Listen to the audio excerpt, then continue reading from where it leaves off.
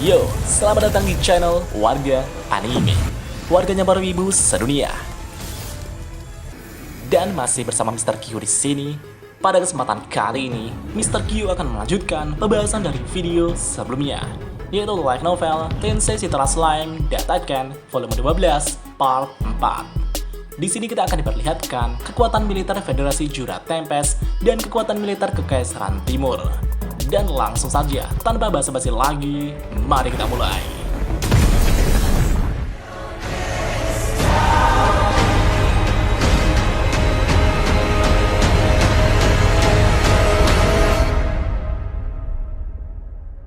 From dust.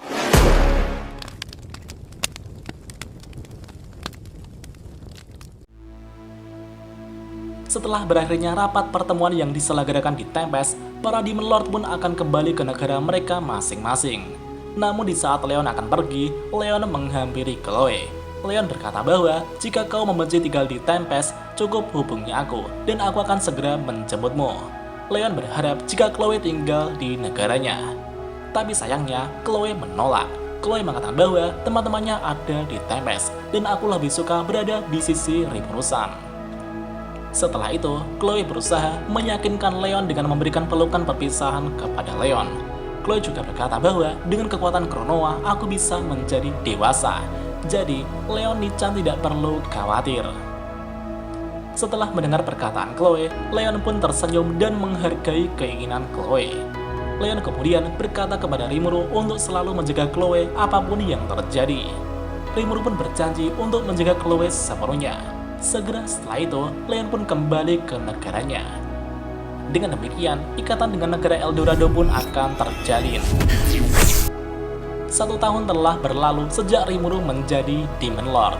Banyak hal yang telah terjadi, mulai dari perang melawan Clayman, penaklukan Falmouth, rapat dewan, bentrok keluarga Rosso, dan lain-lain. Rimuru juga telah bekerja sama dengan banyak negara. Alhasil, negara Tempest semakin berkembang. Bisnis labirin juga sukses besar. Bahkan baru-baru ini, Rimuru telah mengembangkan sarana transportasi yang disebut kereta sihir. Dengan adanya kereta sihir tersebut, distribusi perdagangan antar negara semakin cepat. Dan tentunya, tingkat perekonomian negara yang bekerja sama dengan Tempest juga semakin meningkat. Kehidupan Tempest saat ini pun semakin damai. Namun meskipun begitu, Rimuru tetap selalu waspada dengan kemungkinan invasi yang akan dilakukan ke Kekaisaran Timur. Menurut diskusi rapat sebelumnya, jalan paling efektif untuk melakukan invasi di bangsa barat adalah lewat kerajaan Dwarf. Namun menurut Rimuru, kerajaan Dwarf memiliki reputasi perang yang cukup luar biasa, karena pada dasarnya kerajaan Dwarf dibangun seperti layaknya sebuah benteng. Dengan pertimbangan itu, Rimuru khawatir jika Kekaisaran Timur akan melewati jalur hutan Jura untuk memulai invasi mereka. Rimuru kemudian mengadakan pertemuan dengan Benimaru untuk mendiskusikan taktik apa saja yang kemungkinan digunakan Kekaisaran Timur dalam invasi mereka, dan seberapa kuat pertahanan yang dimiliki Tempest. Dalam diskusi itu, ada Sion yang sedang membuatkan teh hitam untuk Rimuru. Sedangkan Diablo, dia sekarang terus menjadi penengah dari pertengkaran antara Carrera dengan Altima. Carrera dan Altima sering berkelahi, dan hanya Diablo lah yang mampu menghentikan perkelahian mereka. Bahkan saking jengkelnya, Diablo membawa Carrera dan Altima pergi ke labirin. Di dalam labirin tersebut, Diablo membantai habis-habisan mereka berdua sampai mati. Namun karena mereka berada di labirin, meskipun mereka mati, mereka dapat hidup kembali dengan item gelang kebangkitan. Tujuan Diablo menyiksa mereka adalah agar mereka dapat merenungkan perbuatan mereka.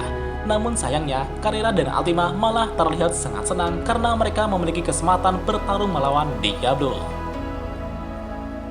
Setelah urusan Diablo selesai, Diablo kemudian datang ke ruangan Rimuru untuk bergabung dalam diskusi tersebut.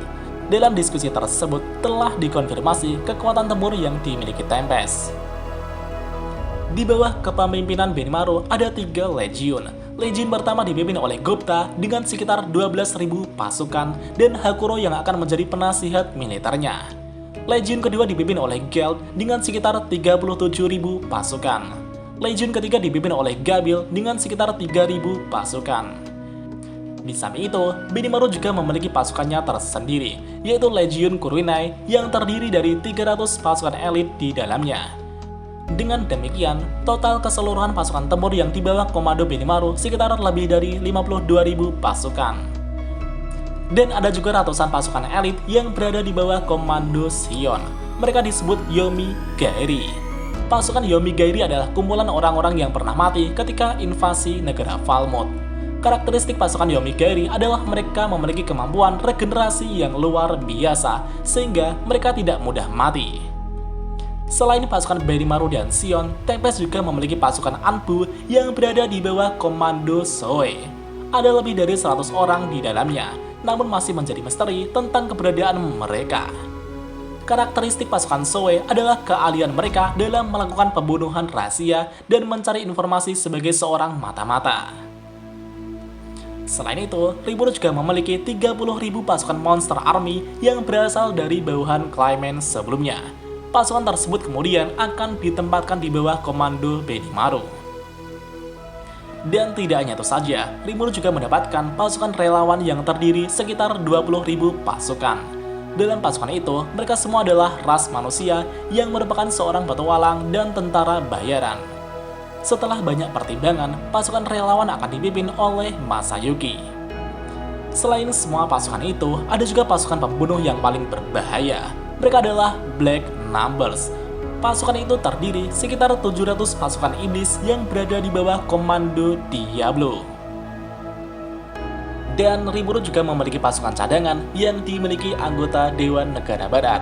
Berkat reputasi Testarossa di bangsa Barat, Testarossa telah mendapatkan jumlah pasukan bantuan yang sangat besar dari Asosiasi Bangsa Barat, yaitu sekitar 150.000 pasukan. Semua pasukan itu akan dipimpin oleh Testarossa. Jadi, total keseluruhan pasukan yang dimiliki Tempest saat ini sekitar lebih dari 100.000 pasukan dan 150.000 pasukan cadangan dari Dewan Negara Barat. Bahkan jika semua pasukan itu belum cukup, Rimuru masih bisa meminta bantuan dari Demon Lord Leon, Ruminas, dan Milim, karena mereka telah sepakat menjalin hubungan kerjasama. Dengan demikian, Rimuru pun siap bertempur habis-habisan. Siapapun yang datang untuk menyerang Tempest, Rimuru siap meladeni mereka kapanpun. Dan scene pun berpindah di Kekaisaran Timur. Kekaisaran Timur adalah salah satu negara tertua. Nama resminya adalah United Eastern Empire of Nazca Namlium Ulmeria. Dan seperti namanya, pada awalnya negara ini merupakan persatuan dari 3 negara, yaitu Nazca, Namlium, dan Ulmeria.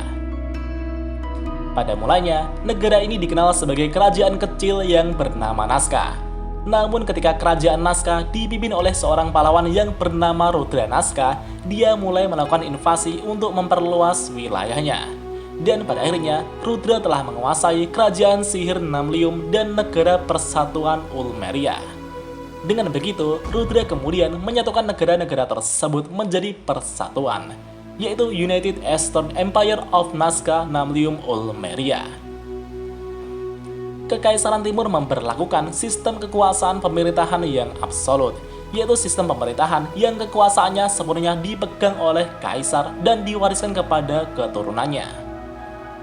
Dalam 2000 tahun sejarah panjang ini, dominasi kaisar tidak pernah goyah. Bahkan dengan perubahan generasi, kekuatan kaisar masih belum pudar. Kekuatan militer kekaisaran dibagi menjadi 3 legiun. Yang pertama adalah Legiun Mecha, pasukan siap tempur yang dilengkapi teknologi canggih dan persenjataan modern. Yang kedua adalah Legiun Warcraft, pasukan siap tempur yang berisikan para majin yang sangat kuat. Yang ketiga adalah Legiun Hybrida. Seperti namanya, pasukan ini terdiri dari campuran Legiun Mecha dan Legiun Warcraft yang belum lulus kualifikasi. Bahkan Legiun ini juga terdiri dari orang-orang yang terpanggil dari dunia lain dengan kekuatan yang sangat kuat. Selain ketiga Legiun itu, ada juga Legiun lain yang bertanggung jawab untuk melindungi kaisar. Pasukan Legiun ini terdiri dari 100 orang dengan kekuatan terkuat di kekaisaran. Mereka disebut Imperial Emperor's Order of the Nerguard. Di antara 100 orang terkuat itu, ada 4 orang pemegang jabatan tertinggi di bawah komando Kaisar Rudra secara langsung. Dari keempat orang itu, 1 orang berpangkat Marshal dan 3 orang berpangkat Jenderal. Bahkan mereka berempat yang notabene adalah orang terkuat di kekaisaran telah difasilitasi dengan peralatan tempur tingkat mitos dari harta rahasia kekaisaran. Dengan begitu, kekuatan mereka semakin gak ngotak gitu pak. Dan ada satu hal lagi yang mengejutkan semua orang. Di antara pasukan tempur Kekaisaran Timur, ada seorang pemuda yang memiliki sepak terjang prestasi yang sangat luar biasa. Bahkan dia telah memimpin Legion Hydra yang awalnya berantakan menjadi pasukan yang sangat kuat. Dalam kurun waktu 1 tahun saja, pemuda itu telah berhasil masuk ke dalam puncak kekuatan tertinggi militer Kekaisaran, yaitu Imperial Emperor Order of the Near Guard. Identitas pemuda itu ternyata adalah Yuki Kagurayaka.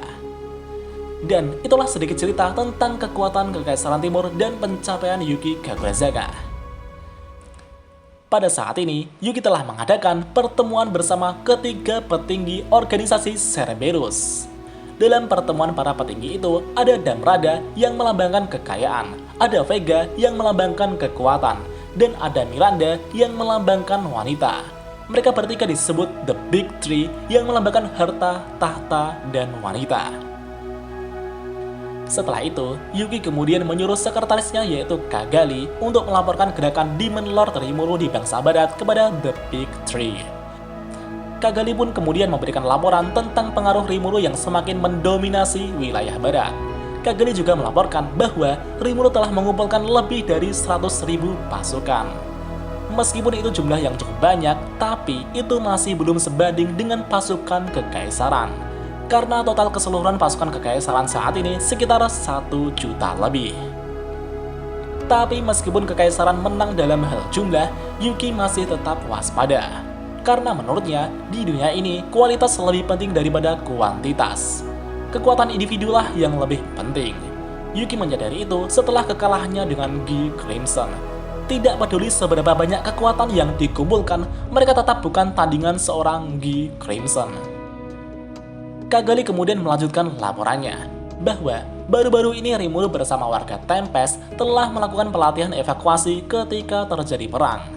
Dan anehnya, dalam pelatihan evakuasi tersebut, hanya dalam waktu 10 menit saja, satu kota langsung menghilang dalam sekejap.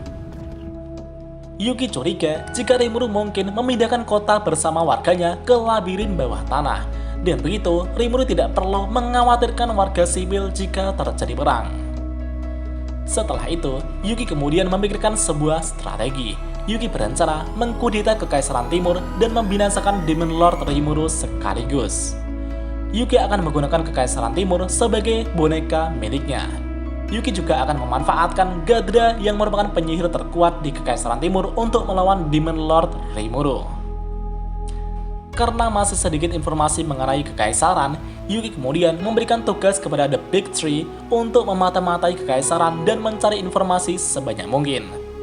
Dalam peperangan antar kedua kubu tersebut, Yuki juga akan memanfaatkan kekacauan itu untuk membangkitkan kekuatan yang lebih kuat. Dan kita lanjut di part selanjutnya.